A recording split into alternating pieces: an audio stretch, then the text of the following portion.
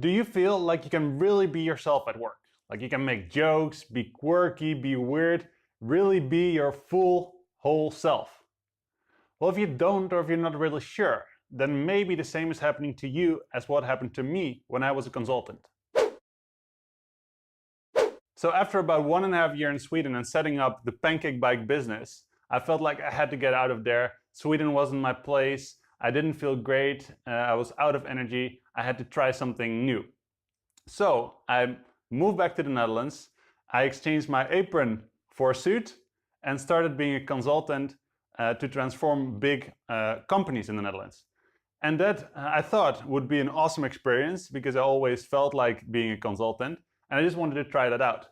But actually, from the very first moment that I put on the suit and started, being there just on my very first day, I didn't feel like me. I didn't feel like Marc.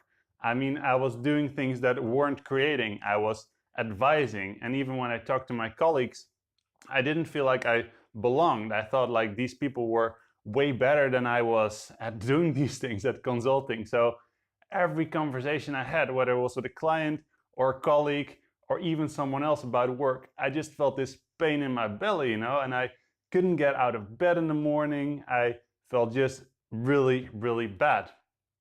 I pushed through though. I learned a lot from that experience, but looking back, I know that I should have brought this up. I know that I should have talked with someone about how I felt and see if there was a way to make my work better, to change my work, because it's always something that if we feel bad about something, or if we feel like we don't belong, or if we feel like we're just, not being a good consultant, that's a feeling of shame. We won't bring it up. And that's actually very, very harmful for you. So if you have these feelings, like you don't feel like you can be your full self, like you have some things at work that you put away to maybe be more professional, or you put on a suit, but maybe that doesn't feel like you, I think you should start to bring that up with your colleagues, with your boss, and start to make a change.